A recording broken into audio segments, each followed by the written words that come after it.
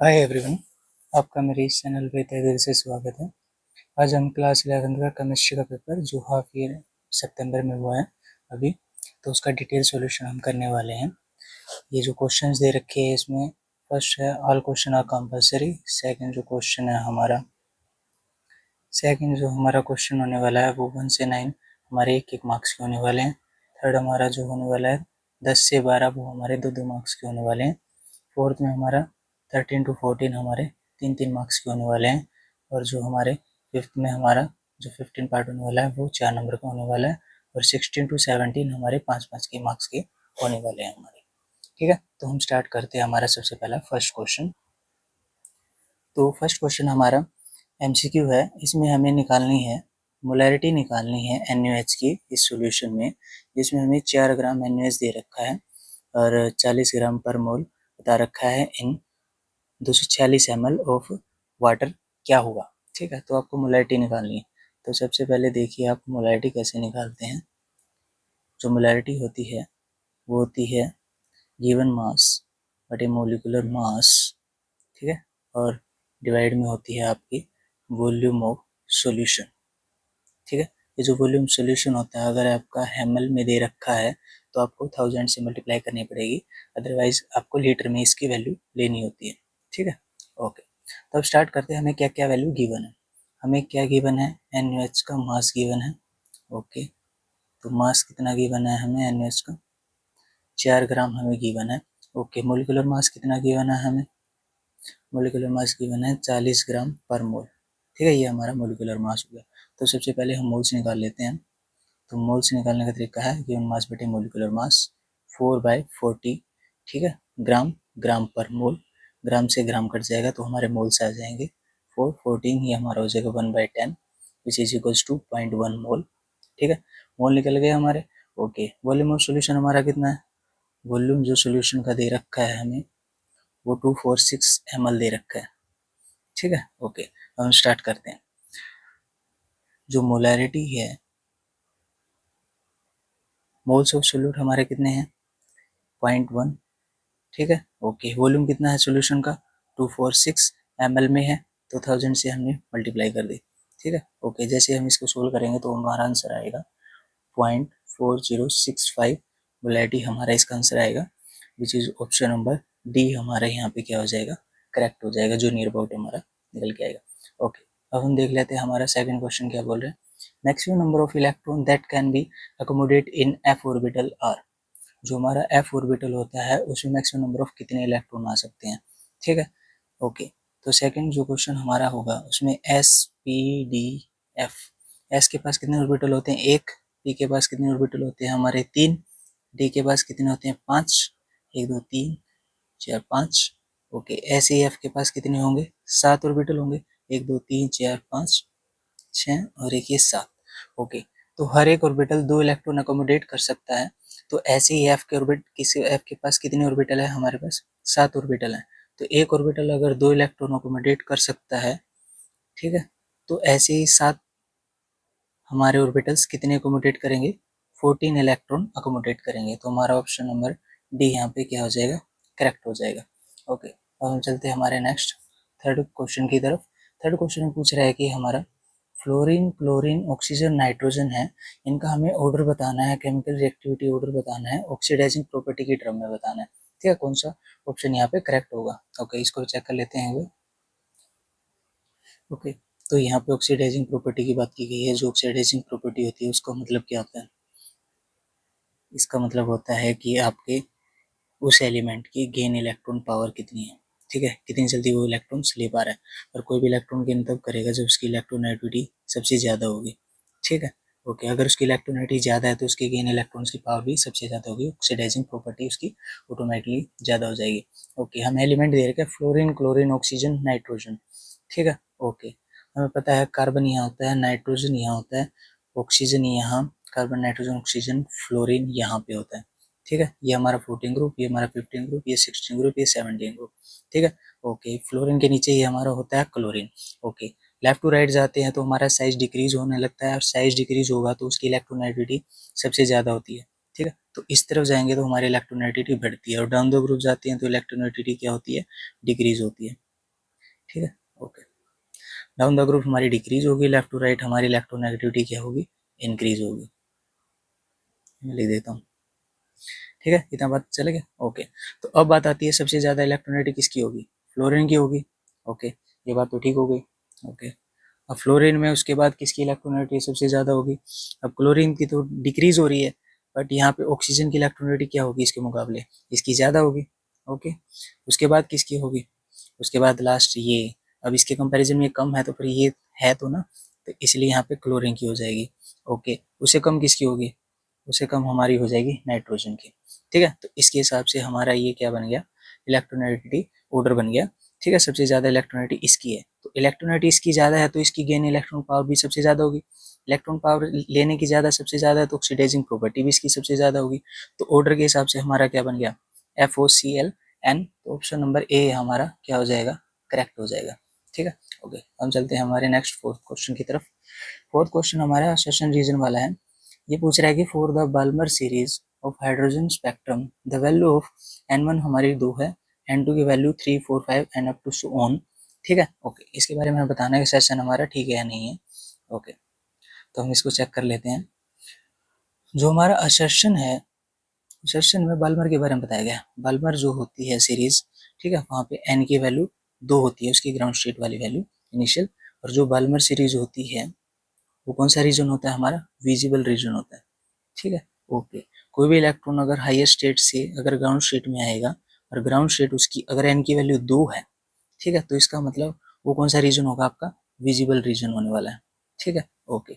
अब ये visible region कोई भी आपका जो इलेक्ट्रॉन आएगा वो एक्साइटेड स्टेट से किसी भी स्टेट से आ सकता है, उसकी वैल्यू एन की वैल्यू 3 भी हो सकती है, 4 भी हो सकती है, 5 भी हो सकती है, आपकी कोई सी भी वैल्यू हो सकती है आपकी, ठीक है। अब बात आती है, ठीक है, तो इसके हिसाब से ये वाली तो बिल्कुल ठीक हो गया इसका सेशन कि एन की वैल्यू 2 होती है जहाँ पे विजिबल रीजन होता है, और हाइयर एक्साइटेड स्टेट वो आपकी N2 की वैल्यू होती है, ठीक है, इनमें से कोई सी भी आपकी N2 की वैल्यू हो सकती है, ठीक है, ओके। मिनिमम जो N1 की वैल्यू होती है इनिशियल होती है वो आपकी 2 होती है वैल्यू, जो विजिबल रीजन बाल्मर की होती है, ठीक है। तो सेशन तो यहाँ पे बिल्कुल ठीक हो गया। अब बात आती है रीजन की बारी, ठीक है, तो सेशन तो यहाँ पे ठीक है। अब रीजन देख लेते हैं। जो हमारा रीजन है, रीजन बोल रहा है कि the value of N for a line for in the Balmer series of hydrogen spectrum having the highest value, highest wavelength is 4 and 5, ठीक है। अब एक बात आप ध्यान रखिएगा, जहाँ पे अगर मिनिमम गैप होगा, अगर कोई भी इलेक्ट्रॉन एन की वैल्यू 3 है उस इलेक्ट्रॉन की और वहाँ है इस एक्साइटेड स्टेट में आपका इलेक्ट्रॉन प्रेजेंट है और वो इस स्टेट में आना चाहता है एन की वैल्यू 2 में, अगर ये एनर्जी डिफरेंस कम है तो एनर्जी डिफरेंस जितना कम होगा उसकी वेवलेंथ उतनी ही ज़्यादा होगी, ठीक है, उसकी वेवलेंथ उतनी ही क्या होगी, ज़्यादा होगी, ठीक है।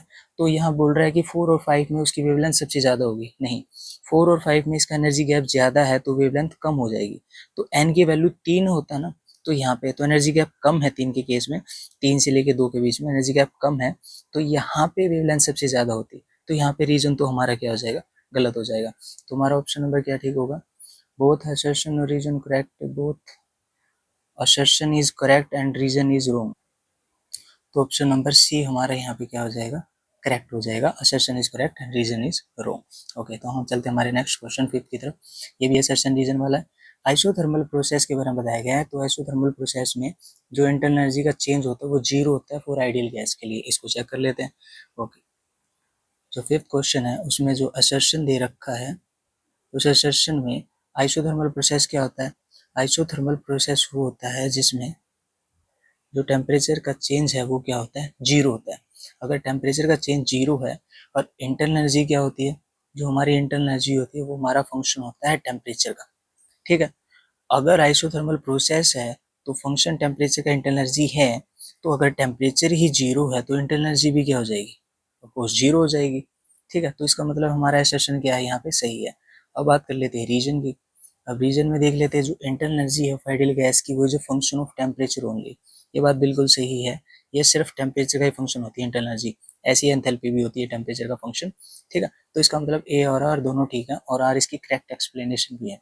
Both assertion reason are correct and reason is the correct explanation, तो इसका ऑप्शन नंबर ए यहाँ पे सही हो जाएगा।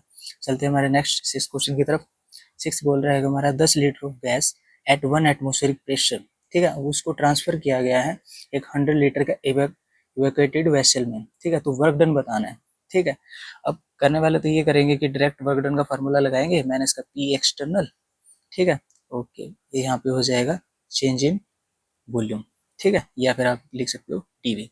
ओके, तो डायरेक्ट फार्मूला लगाएंगे और वैल्यू निकाल देंगे। पर बात यहाँ पे एवेक्यूएटेड लिखा हुआ है, एवेक्यूएटेड का मतलब है कि आप जो वेसल ले रहे हैं वो आपका वैक्यूम है, और जब भी बात वैक्यूम की आती है तो उस टाइम पे हमारा एक्सटर्नल प्रेशर क्या हो जाता है, जीरो हो जाता है। अब एक्सटर्नल प्रेशर जीरो है तो जैसे हम यहाँ वैल्यू पुट करेंगे तो वॉल्यूम की तो चाहे कितनी भी वैल्यू हो, तो वर्क डन में ओवरऑल क्या आएगा, वर्क डन तो जीरो ही आएगा। तो ऑप्शन नंबर कहाँ क्या सी हमारा यहाँ पे करेक्ट हो जाएगा, ठीक है, जस्ट बिकॉज ऑफ वैक्यूम की वजह से, ठीक है। और क्वेश्चन नंबर 7 देख लेते हैं, law of conservation of mass is not applicable for. तो जो हमारा law of conservation of mass होता है वो हमारा एप्लीकेबल नहीं होता, किसके लिए, न्यूक्लियर रिएक्शन के लिए, ठीक है। अब उसका रीजन क्या है, जो न्यूक्लियर रिएक्शन होती है उसमें small amount of mass, small amount of जो मास होता है वो कन्वर्ट हो जाता है, हमारी कन्वर्ट होने के बाद लार्ज अमाउंट ऑफ एनर्जी हमें क्या देता है, प्रोड्यूस करके देता है, large amount of energy produce करता है, यानी स्मॉल अमाउंट मास भी हमें large amount of energy produce करके देता है, ठीक है। जिसकी वजह से law of conservation of mass यहाँ पे एप्लीकेबल नहीं होता न्यूक्लियर रिएक्शन के लिए, ठीक है। तो 7 भी हमारा यहाँ पे क्लियर हो गया। ओके, अब चलते हैं हमारे 8 क्वेश्चन की तरफ। जो हमारे मॉडर्न पीरियोडिक टेबल है उसमें जो पीरियोडिक पीरियड है वो इंडिकेट करता है, क्या करता है, इंडिकेट द वैल्यू ऑफ, ठीक है। तो पीरियड्स होते हैं, अलोंग द पीरियड चलते हैं हम, एक डाउन द ग्रुप चलते हैं, तो जब भी पीरियड चलते हैं तो वहाँ पे एन की वैल्यू रखते हैं, एन की वैल्यू 1 2 3 4, ठीक है, इस तरीके से एंड 7 तक चलते हैं हम, ठीक है। ओके, 7 पीरियड 18 ग्रुप होते हैं ना, 4 5 6 7। तो ये जो हमारे एन है ये हमारे यहाँ पे क्या बता रहे हैं, एन की वैल्यू हमारे यहाँ पे प्रिंसिपल क्वांटम नंबर बता रही है, प्रिंसिपल क्वांटम नंबर। ओके, अब चलते हैं हमारे नेक्स्ट क्वेश्चन की तरफ, which is 9। For a reaction जिसमें हमारे दो क्लोरीन गैस के हैं और वो रिएक्शन प्रोसीड होकर क्या बना रही है, आपका क्लोरीन मॉलिक्यूल बना रही है जो कि गैस फॉर्म में है। तो अब आपको बताना है कि जो एंथैल्पी है डेल्टा एस और एंट्रोपी है डेल्टा एस, तो इसके साइन क्या होने वाले हैं। ओके, तो इसको हम देख लेते हैं। आपको रिएक्शन दे रखी है, दो क्लोरीन के एटम दे रखे हैं, वो बना रही है one molecule of gas, chlorine gas का, ठीक है। ओके, अब एंथैल्पी देख लेते हैं। एंथैल्पी आपकी पॉजिटिव तब होगी, ये देखो इससे पहले आप ये देखो कि आपके दो एटम से क्या बन रहा है, एक मॉलिक्यूल बन रहा है, यानी क्लोरीन क्लोरीन के बीच में एक बॉन्ड बन रहा है। स्टार्टिंग बॉन्ड नहीं था, एटम एटम थे, जब मिलकर बॉन्ड बना रहा है। जब भी बॉन्ड बनता है तो एनर्जी रिलीज होती है, अगर आपका बॉन्ड टूटता है तो उस केस में आपको एनर्जी देनी पड़ती है। तो यहाँ पे बॉन्ड फॉर्म हो रहा है, तो बॉन्ड फॉर्म हो रहा है तो एनर्जी रिलीज होगी, एनर्जी रिलीज होती है तो एंथैल्पी की वैल्यू क्या हो जाएगी, नेगेटिव हो जाएगी, राइट। ओके, अब बात कर लेते हैं एंट्रोपी की। एंट्रोपी क्या होती है, रैंडमनेस होती है, ठीक है। जितने ज़्यादा एक से कई सारे बन रहे होंगे तो समझ जाना आपकी वहाँ रैंडमनेस इंक्रीज हो रही है, तो एंट्रोपी वहाँ पे पॉजिटिव होती है, ठीक है। अब यहाँ पे देखो, यहाँ पे दो एटम थे, अब दो से यहाँ कितने बन रहे हैं, एक बन रहा है ना, तो दो से एक बन रही है तो हमारे क्या हो रही है, अमाउंट घट रही है ना, अमाउंट घट रही है तो रैंडमनेस क्या हो जाएगी, डिक्रीज हो जाएगी, और डिक्रीज होगी तो एंट्रोपी क्या होगी, नेगेटिव हो जाएगी। तो दोनों केस में क्या आ रही है, नेगेटिव वैल्यू आ रही है। हो गया ये क्लियर। ओके, अब चलते हैं हमारे सेक्शन बी की तरफ, which is question number 10। In the 3 moles of ethane आपको गिवन है, ठीक है, इथेन के 3 मोल आपको गिवन है और आपको निकालना क्या है, सबसे पहले ए पार्ट निकालना है, number of moles of carbon atom, ठीक है। ओके, और बी क्या निकालना है आपको, number of moles of ethane के निकालने, मोलिक्यूल्स निकालने हैं, ठीक है। ओके, तो सबसे पहले हम 10 का ए पार्ट सोल्व कर लेते हैं, ठीक है। हमें गिवन क्या है, 3 मोल गिवन है इथेन,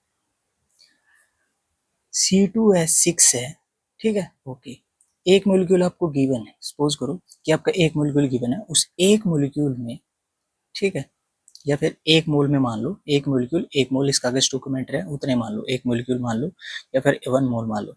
तो 1 मोल में आपके कार्बन कितने एटम है, यहाँ पे ध्यान से देखो, 2 कार्बन एटम है, तो कार्बन की अमाउंट कितनी है, 2 है, ठीक है। आपको कितने दिए गए, 3 मोलिक्यूल दिए गए, या फिर आप बोलो 3 मोल के पूछा गया, तो 3 मोल में कितने होंगे, जब एक मोल में 2 है तो 3 में कितने होंगे, यस, यूनिटरी मेथड लगा दो, 3 इंटू 6, तो हमारे 6 कार्बन आइटम्स होंगे। तो ए तो हमारा सोल्व हो गया। अब बी देख लेते हैं, नंबर ऑफ मोलिक्यूल्स निकालने हैं इथेन के। अब मोलिक्यूल्स निकालने के लिए तरीका क्या है, आपके एक मोल में आपकी कोई भी अगर पार्टिकल देखना हो तो एक मोल अगर इथेन में हमारे कितने पार्टिकल होंगे, एवोगैड्रोस नंबर 6.022 इंटू 10 की पावर 23। ठीक है, हमें निकालना क्या है, मोलिक्यूल्स। ओके, तो पार्टिकल्स में तो कुछ भी आ सकता है, मोलिक्यूल्स, एटम, आयन। तो एक मोल में कितने मोलिक्यूल्स हो गए हमारे, 6.022 इंटू 10 की पावर 23। हमें निकालने कितने हैं, ओके 3 मोल्स में पता करना है हमें। तो बस 3 मोल्स में कितने होंगे इथेन के मोलिक्यूल्स, 3 मोल में, 3 से मल्टीप्लाई कर दो, 6.022 इंटू 10 की पावर 23। तो हमारे इतने मोलिक्यूल्स आ जाएंगे which is near about to 1.8 into 10 की पावर 24। इतने मोलिक्यूल्स आ जाएंगे हमारे 3 मोल में इथेन के। ठीक है, तो बी भी हमारा क्लियर हो गया। अब हम चलते हैं हमारे नेक्स्ट क्वेश्चन नंबर 11 की तरफ। ठीक है, तो क्वेश्चन नंबर 11 में हमसे क्या पूछ रहा है, एक मिनट। तो क्वेश्चन नंबर 11 में हमसे पूछ रहा है कि जो नाइट्रोजन है, laser produce radiation at a wavelength of 337.1 nanometer. हमें वैल्यू गिवन है वेवलेंथ की नैनोमीटर में। यदि नंबर ऑफ फोटोन्स एमिटेड होते हैं आर 5.6 इंटू 10 की पावर 24 पर सेकेंड। ठीक है, then calculate the energy produce in 1 second. Okay, तो इस क्वेश्चन को सोल्व करने के लिए ना सबसे पहले आपको पता है क्या करना है, आपको एनर्जी निकालनी है। ठीक है, वो भी सिंगल फोटोन के लिए आपको एनर्जी निकालनी है। ठीक है, जब आप सिंगल फोटोन के लिए एनर्जी निकालेंगे ना, तो फॉर्मूला क्या होता है वैसे सिंपल का एनर्जी का, एच सी अपॉन में लैम्डा। ठीक है, ओके, एच यहाँ पे प्लंक्स है, सी हमारी स्पीड ऑफ लाइट, एल यहाँ पे हमारी वेवलेंथ जो लैम्डा से हम डिनोट करते हैं। ओके, तो हम वैल्यू पुट करना स्टार्ट करते हैं। एनर्जी, एच की वैल्यू क्या होती है प्लंक्स की, 6.626 इंटू 10 की पावर -34 जूल सेकेंड। ये यूनिट्स आपको याद रखनी है, यही काम आएंगे आपकी फाइनल आंसर डिराइव करने में। ओके, इनटू जो हमारी स्पीड ऑफ लाइट है उसकी वैल्यू क्या है, 3 इंटू 10 की पावर 8 मीटर पर सेकेंड। ठीक है, इस सेकंड से हमारा ये सेकंड कैंसिल आउट हो जाएगा। ओके, अब डिवाइड में क्या है, वेवलेंथ। वेवलेंथ हमारी वैल्यू क्या है, 337 इंटू 0.1 नैनोमीटर। नैनोमीटर को हम चेंज कर लेते हैं मीटर में, विच इज 10 की पावर 9 मीटर। इस मीटर से ये मीटर कैंसिल हो जाएगा। ठीक है, सिर्फ यूनिट किसकी बचती है, जूल की। तो हमारा आंसर जो एनर्जी का है सिंगल फोटोन के लिए, वो आंसर आने वाला है जूल में। इन सबको हम सोल्व करेंगे। ठीक है, क्रॉस कट करने के बाद जो फाइनल आंसर आएगा वो हमारा आएगा which is near about to 5.895 into 10 की पावर -19 जूल आएगा। ये तो हमारी निकली है सिंगल फोटोन के लिए। ठीक है, हमें निकालनी है पर सेकंड के लिए एनर्जी प्रोड्यूस करनी है। ठीक है, तो हमारा जो फॉर्मूला होता है टोटल एनर्जी का, वो होता है total energy equals to energy of single photon जो हमने अभी निकाली। ठीक है, मल्टीप्लाई होता है नंबर ऑफ फोटोन पर सेकेंड। ठीक है, ओके, हो गया। ओके, अब जो हमें एनर्जी है सिंगल फोटोन की, वो तो हमने अभी निकाली है। ठीक है, कितनी निकाली है, 5.895 इंटू 10 की power -19 joule, right. Okay, multiply number of photon पर सेकेंड।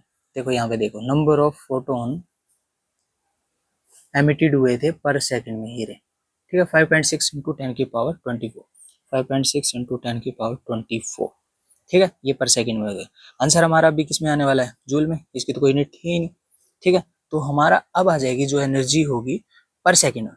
ठीक है, इसमें पर सेकेंड में हमारी एनर्जी आएगी, वो आएगी। अब इसको सोल्व कर लो आप, दोनों को मल्टीप्लाई करके, कितनी थे 5.6 है ना। ओके, तो ये नियर अबाउट आएगी 3.301 इंटू 10 की power 6 joule, which is near about to 3.3 into 10 की पावर 6 जूल। ठीक है, यहाँ तक कोई प्रॉब्लम नहीं। ओके, अब चलते हैं हमारे नेक्स्ट 12 क्वेश्चन की तरफ। Write the state of hybridization of the central atom and the shape of each of molecule. ठीक है, हर एक मोलिक्यूल के आपको सेंट्रल एटम की हाइब्रिडेशन बतानी है और उनकी शेप बतानी है। ठीक है, ये आपका एक कंपाउंड दे रखा है ClF3, ऐसे ही बी पार्ट दे रखा है, उसमें जिनोन F4 का एक कंपाउंड दे रखा है, उसके सेंट्रल एटम की हाइब्रिडेशन बतानी है। ओके, चलो अब करते हैं इसको। तो 12 क्वेश्चन में सबसे पहले देखना हमें ClF3। ओके, तो अब देखते हैं हमारे ClF3 के। तो ClF3 का हमें जो स्ट्रक्चर निकालना है, स्ट्रक्चर निकालने से पहले आपको ये चीज़ ध्यान होनी चाहिए। बेसिकली जो निकालने का तरीका ये है कि आप सबसे पहले उनके वैलेंस सेल इलेक्ट्रॉन आपको पता होने चाहिए। तो मैंने यहाँ पे लिख दिया है, जो वैलेंस सेल होते हैं, इलेक्ट्रॉन्स होते हैं फ्लोरीन के, जो एटोमोस सेल इलेक्ट्रॉन होते हैं वो हमारे फ्लोरीन के 7 होते हैं, ऐसे ही क्लोरीन के हमारे 7 होते हैं, और जिनोन के जो outermost shell valence shell electron होते हैं वो हमारे 8 होते हैं। ठीक है, ओके, तो हमें इनकी जरूरत पड़ने वाली है। ठीक है। तो हम लेविस डो स्ट्रक्चर से हम इसको ड्राइव करते हैं, जो कभी भी गलत नहीं होता। ठीक है, आप इसको सीखिएगा। जो क्लोरीन है उसको हम सेंटर में रख लेंगे क्योंकि इसकी अमाउंट कम है। ठीक है, जिसकी अमाउंट कम होती है उसे हम सेंटर में रखते हैं और बाकी जिसकी अमाउंट ज्यादा होती है उसे हम सराउंडिंग में रखते हैं। क्लोरीन के पास 7 वैलेंस इलेक्ट्रॉन थे, 7 इलेक्ट्रॉन हमने रख दिए, 1 2 3 4 5 6 7। ठीक है। फ्लोरीन, फ्लोरीन हमारे कितने बॉन्ड बनाता है? फ्लोरीन के 7 इलेक्ट्रॉन है, तो क्लोरीन बॉन्ड कितने बनाता है? हमारा 1 बॉन्ड बनाता है। ठीक है, 1 बॉन्ड बनाता है और 3 लोन पेयर रखता है। ठीक है, ओके। अब बात करते हैं हमारे, ओके, तो फ्लोरीन हमारा 1 बॉन्ड बनाता है, तो मैंने फ्लोरीन का 1 बॉन्ड से इसके कनेक्ट कर दिया। ठीक है, वो 1 बॉन्ड बनाएगा। ऐसे ही 3 फ्लोरीन है, तीनों को एक एक इलेक्ट्रॉन से कनेक्ट करके 3 बॉन्ड बना दिए मैंने। ओके, अब जैसे 3 बॉन्ड बन गए तो हम हाइब्रिडेशन कैसे निकालते हैं?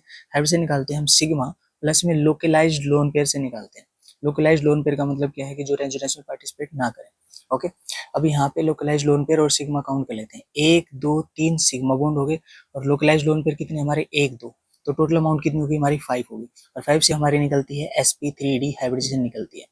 ओके, ये हमारी अगर ज्योमेट्री पूछे तो हम काउंट करेंगे लोन पेयर को भी। ठीक है, तो हमारी बनेगी ट्राइगोनल बाइपिरामिडल। अगर आपसे शेप पूछे तो आप लोन पेयर को काउंट नहीं करेंगे, सिर्फ सिग्मा बॉन्ड को काउंट करेंगे, तो उसके हिसाब से हमारी जो शेप बनेगी वो हमारी टी शेप बनेगी, लाइक दिस।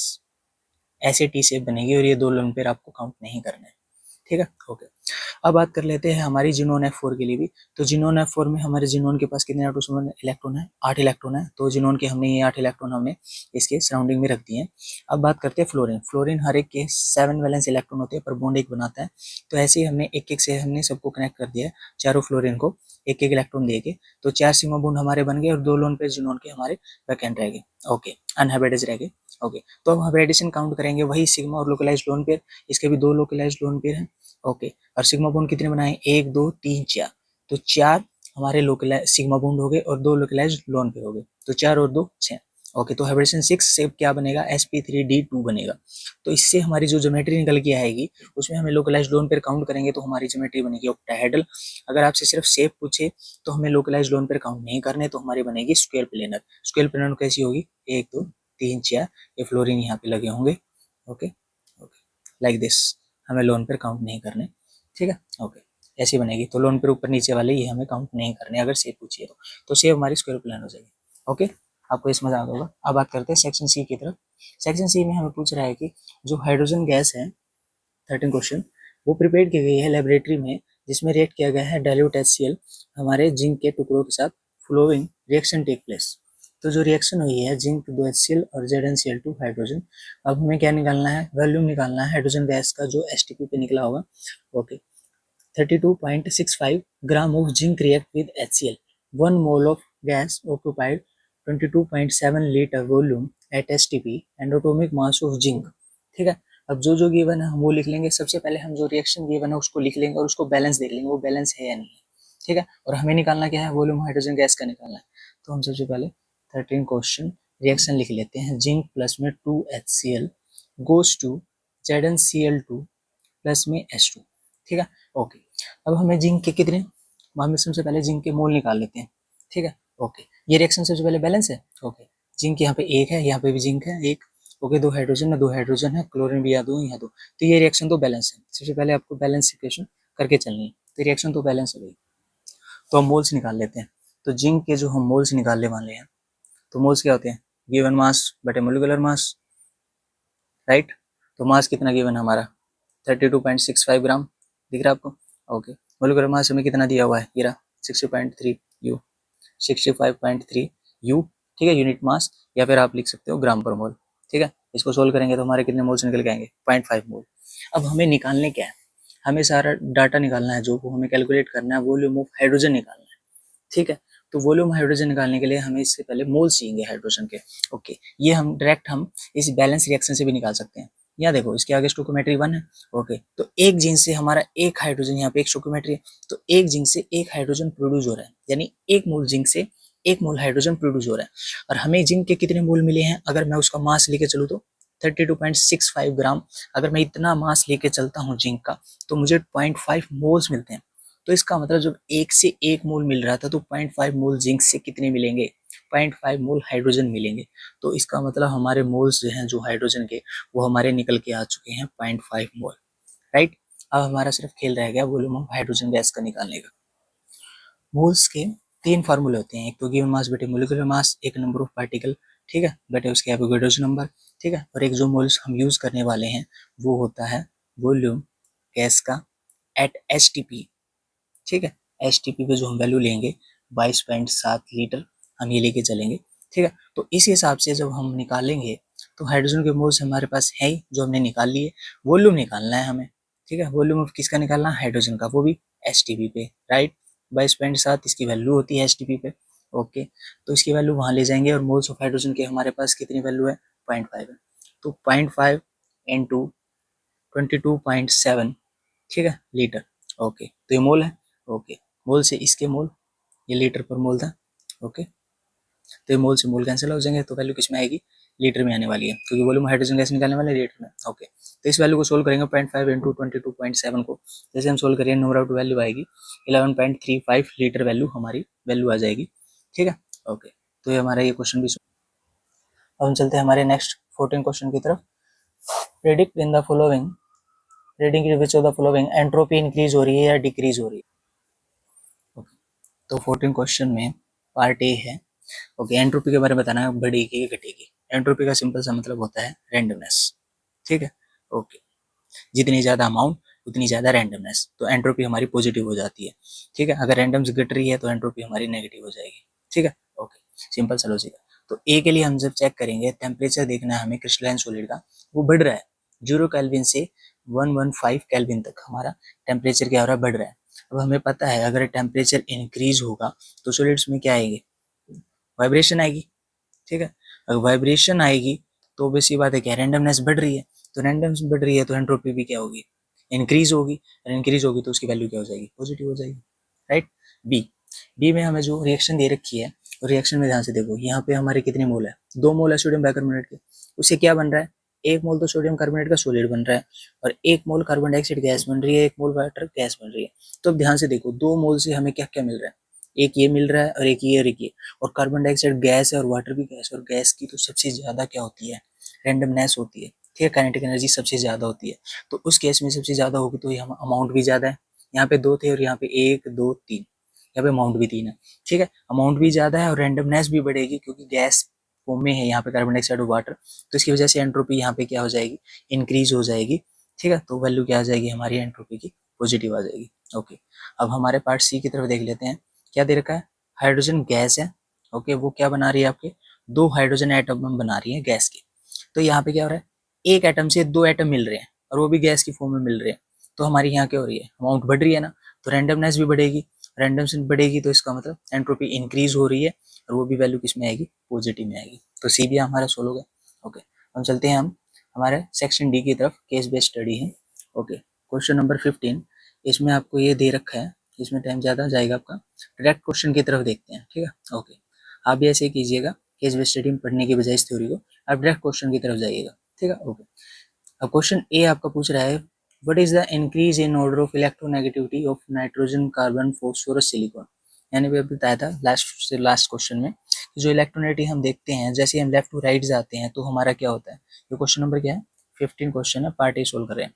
इलेक्ट्रोनेगेटिविटी हमारी क्या होती है, जैसे हम अलोंग द पीरियड जाते हैं, लेफ्ट टू राइट जाते हैं तो हमारा साइज डिक्रीज होता है, साइज डिक्रीज होता है तो इलेक्ट्रोनेगेटिविटी बढ़ने लगती है, ठीक है, ओके। तो इलेक्ट्रोनेगेटिविटी का ऑर्डर ही में, तो अभी इस केस में ध्यान से देखो, कार्बन का होता है 14 ग्रुप यहाँ, ओके, कार्बन, फिर उसके बाद क्या होता है नाइट्रोजन, ओके। नाइट्रोजन के बाद नीचे यहाँ क्या आता है, इसी ग्रुप में फॉस्फोरस आता है, ये 15 ग्रुप हो गया, ओके। कार्बन के नीचे क्या आता है, यहाँ सिलिकॉन आता है, ओके। ये 4 एलिमेंट दे रखे हैं, इलेक्ट्रोनेगेटिव पूछिए, लेफ्ट टू राइट जाएंगे तो क्या होगा, इलेक्ट्रोनेगेटिविटी बढ़ेगी, ठीक है, ओके। तो सबसे ज्यादा किसकी होगी, सबसे ज्यादा हमारी नाइट्रोजन की होगी इलेक्ट्रोनेगेटिविटी, फिर उसके बाद किसकी होगी कम, हमारी कार्बन की होगी, उसके बाद किसकी होगी, हमारी फॉस्फोरस की होगी, और सबसे कम किसकी होगी, हमारी सिलिकॉन की होगी, ठीक है। इस हिसाब से ये ऑर्डर हो जाएगा हमारा, ठीक है, इलेक्ट्रोनेगेटिविटी की बेस पे, ठीक। अब ऑप्शन हमारा देख लेते हैं पार्ट बी। पार्ट बी में पूछ रहा है कि what is the increasing order of atomic radius of lithium sodium potassium rhodium caesium, ठीक है। एटॉमिक रेडियस की बात है, हमें पता है कि जैसे हम डाउन द ग्रुप जाते हैं, डाउन द ग्रुप जाते हैं तो हमारा साइज इंक्रीज होता है, तो एटॉमिक रेडियस क्या होगी, इंक्रीज होगी, ठीक है, डाउन द ग्रुप, ठीक है। हमारा क्या होता है, साइज इंक्रीज होता है, और साइज इंक्रीज होता है तो हमारे एटॉमिक रेडियस इंक्रीज होगी। तो हम इसके लिए बना लेते हैं, ये क्या होती है, हलीना की रब सेफ, ठीक है। ओके, तो डाउन द ग्रुप जा रहे हैं तो हमारा क्या हो रहा है, साइज इंक्रीज हो रहा है। एटॉमिक रेडियस पूछिए। ओके, तो लिथियम कहाँ है, ये रहा। ओके, फिर उसके बाद क्या दे रखा है, लिथियम तो दे नहीं रखा। ओके, क्या क्या दे रखा है हमारा, ठीक है, सोडियम दे रखा है। ओके, फिर उसके बाद क्या आएगा, पोटाशियम आएगा, फिर उसके बाद रूबिडियम, उसके बाद सीजियम। ये हमारा इंक्रीजिंग ऑर्डर में हमारा हो जाएगा एटॉमिक रेडियस का, ठीक है। ओके, तो बी हमारा सोल्व हो गया। अब देखते हैं पार्ट सी की तरफ। Why does oxygen have lower ionization enthalpy than nitrogen. Okay, तो आयनाइजेशन एंथैल्पी सबसे पहले ये पता होनी चाहिए। आयनाइजेशन एंथैल्पी होती है कि जो आउटर मोस्ट सेल होती है उससे जो लास्ट इलेक्ट्रॉन को निकालने के लिए जितनी मिनिमम अमाउंट ऑफ एनर्जी चाहिए होती है वो हमारी आयनाइजेशन एंथैल्पी होती है, ठीक है। हमें किसकी पूछी गई है, ऑक्सीजन और नाइट्रोजन के बीच में कंपैरिजन बताना है कि ऑक्सीजन की कम क्यों है, ठीक है। तो सबसे पहले हमें ऑक्सीजन एलिमेंट है जो उसकी हमें क्या आनी चाहिए, इलेक्ट्रॉन कॉन्फिगरेशन लिखनी आनी चाहिए। तो इलेक्ट्रॉन कॉन्फिगरेशन क्या होती है, 1s2 2s2 2p4, राइट। ऐसी सिमिलर नाइट्रोजन की हमें लिखनी आनी चाहिए 1s2 2s2 2p3, ठीक है। ओके, हमें क्या निकालना है, आउटर मोस्ट सेल से लास्ट इलेक्ट्रॉन निकालना है। अब पी सेल से पी हमारी कितनी है, पी में हमारे 3 ऑर्बिटल होते हैं, 1 2 3 ये 4 ऐसे। ओके, ऐसे ही सिमिलर नाइट्रोजन में 3 ऑर्बिटल्स में 3 इलेक्ट्रॉन है, 1 2 3 लाइक दिस, ठीक है। ओके, अब यहाँ पे आप ध्यान से देख रहे होगे जो नाइट्रोजन की जो पी सब सेल है, जो आउटरमोस्ट सेल है उसमें जो 3 इलेक्ट्रॉन है, तो ये हमारी क्या है, हाफ फील्ड है। हाफ फील्ड है ना, ये हमारी हाफ फील्ड नहीं है, ये हाफ फील्ड है। तो इसमें जो लास्ट इलेक्ट्रॉन निकालना है वो सबसे मुश्किल होगा, क्योंकि हाफ फील्ड यहाँ पे इसके मुकाबले क्या है, सबसे ज्यादा स्टेबल है। तो स्टेबल है तो उसमें से लास्ट इलेक्ट्रॉन निकालने के लिए सबसे ज्यादा एनर्जी लगेगी रेदर देन ऑक्सीजन। तो इसलिए हमारा क्या हो जाएगी, ऑक्सीजन के केस में हमें क्या चाहिएगी, कम आयनाइजेशन एंथैल्पी चाहिएगी, ठीक है। और नाइट्रोजन के केस में आयनाइजेशन एंथैल्पी क्या होगी, सबसे ज्यादा हो जाएगी, ठीक है। तो नाइट्रोजन की एनर्जी आयनाइजेशन एंथैल्पी सबसे ज्यादा लगेगी हमें, ठीक है, due to the half filled इसकी इलेक्ट्रॉन कॉन्फ़िगरेशन पी ऑर्बिटल की। ओके, अब चलते हैं हमारे नेक्स्ट पार्ट की तरफ which is D. What happen to metallic character down the group. हमें पता होना चाहिए कि डाउन द ग्रुप जाते हैं एस ब्लॉक में, एस ब्लॉक में फर्स्ट ग्रुप या सेकंड ग्रुप किसी की बात कर लो आप। जब हम डाउन द ग्रुप जाते हैं तो हमारा साइज इंक्रीज होगा, ठीक है।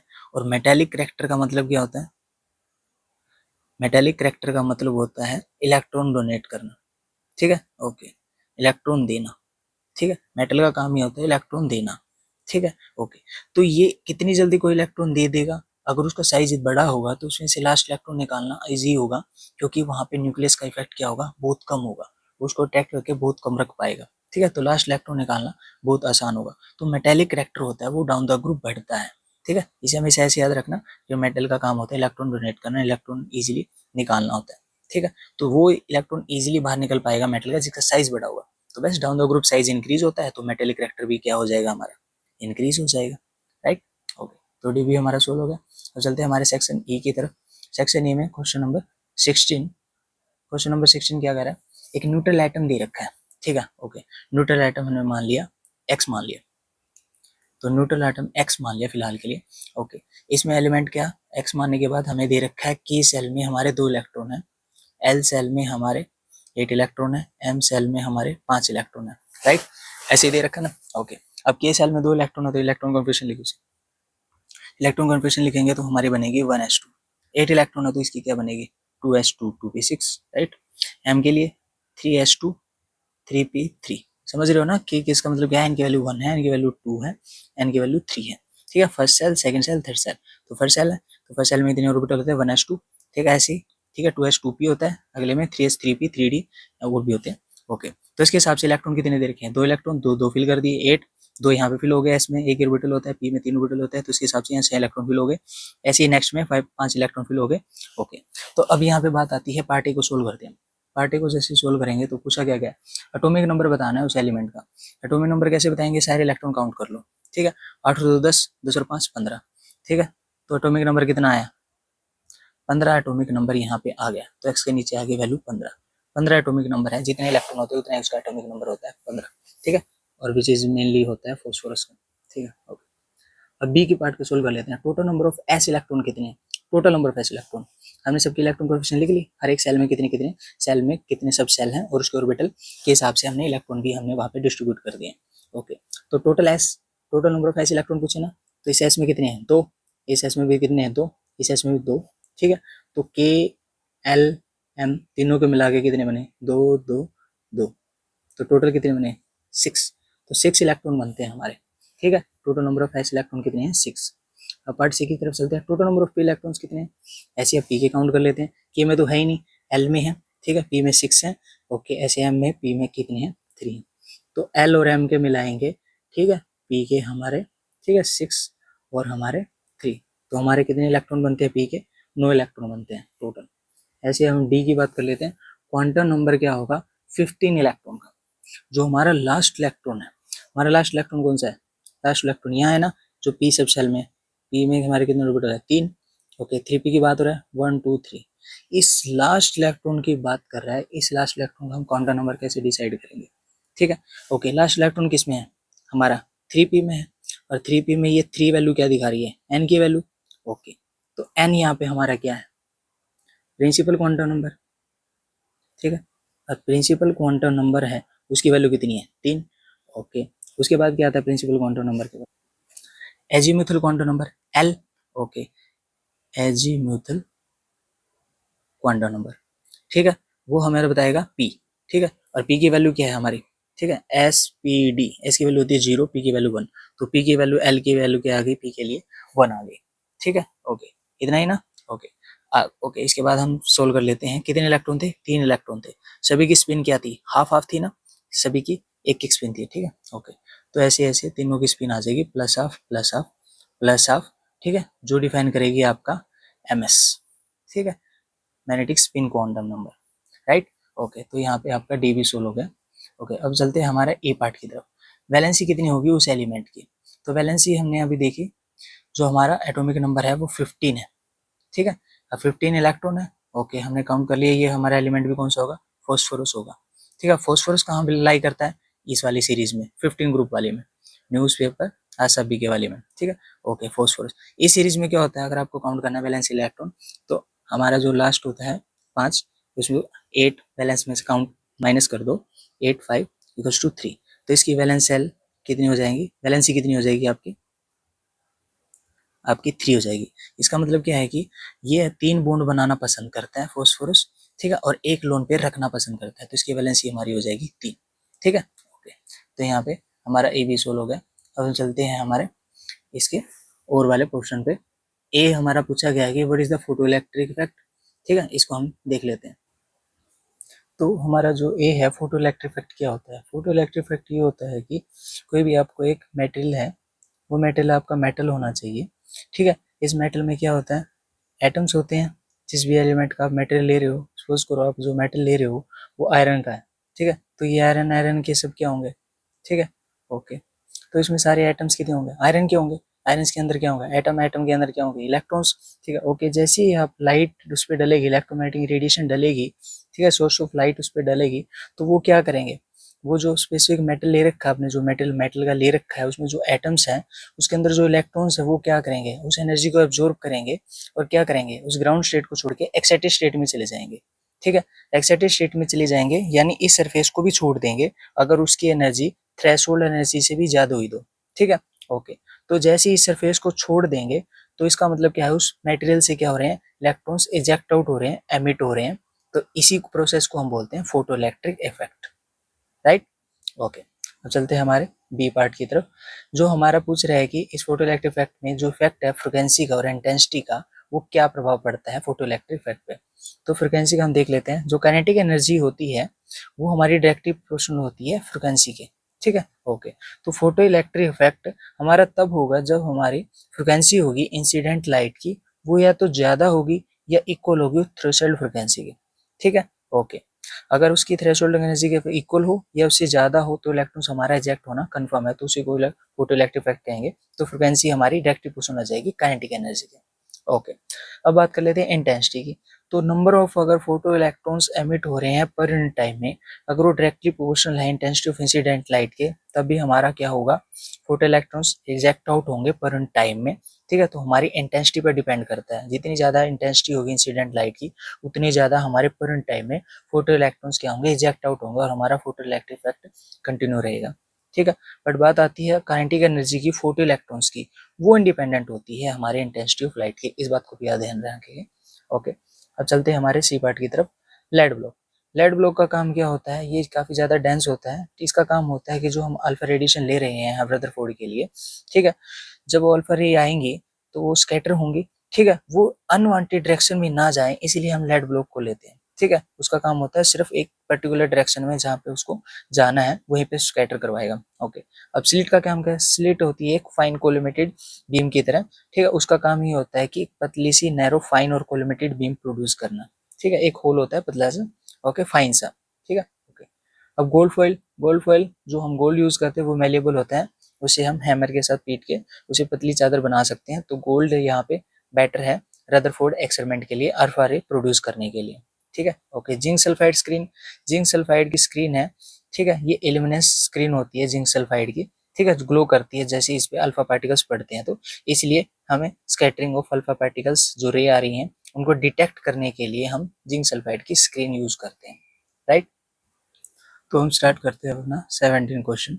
17 क्वेश्चन में आपको ऑटोमोलिक्यूल्स के बारे में बताना है कि पैरामेटिक नेचर बताना है आपको, ठीक है। ओके, मॉलिक्यूलर ऑर्बिटल थ्योरी जो है उनके डायग्राम यूज करने हैं मोटी के, ठीक है, उससे आपको बताना है कि पैरामेटिक नेचर बताना और हर किसी की मैग्नेटिक प्रॉपर्टी बतानी है, ठीक है।